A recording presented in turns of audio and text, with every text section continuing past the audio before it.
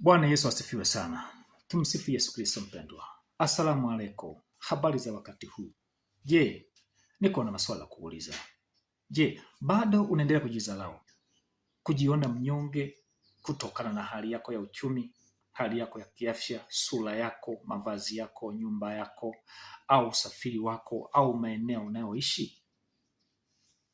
Lakini leo nina habari njema kwako.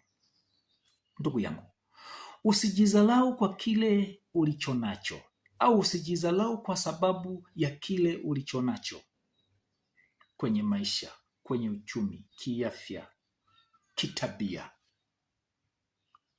Kumbuka kuwa thamani yako haitokani na mali, nyumba, mavazi wala sura.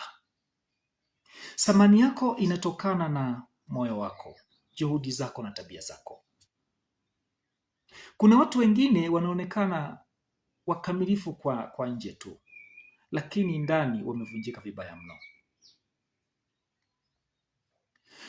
Kukosa kwako leo sio mwisho wa maisha yako yote, bali ni safari ya maisha yako. Kumbuka kuwa Mungu huanza na mtu kabla kumpa mali. Huanza kumjengea uvumilivu, hekima na nguvu ya ndani. Tafadhali usijilinganishe na watu wengine, kwa sababu kila mtu ana wakati wake. Ulichokoswa leo, kesho inaweza ikawa ni hadithi ya kusimulia kwenye kesho yako. Kumbuka kuwa umaskini sio kukosa pesa, bali ni kukosa maono, ndoto na malengo. Heshima ya kweli ni tabia.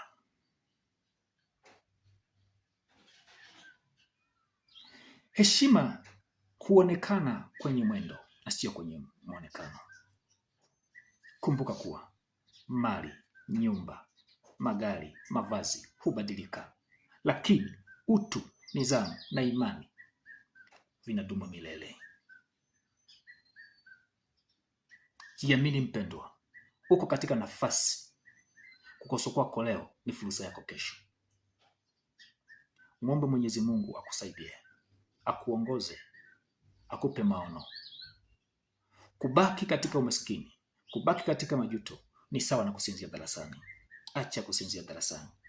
Mpendo wangu, usikose kunifollow, kulike na kushare ujumbe huu kwa ajili ya watu wengine. Asante sana. Bwana Yesu asifiwe sana. Tumsifu Yesu Kristo mpendwa. Asalamu alaikum. Habari za wakati huu. Je, niko na maswala kuuliza. Je, bado unaendelea kujidharau, kujiona mnyonge kutokana na hali yako ya uchumi, hali yako ya kiafya, sura yako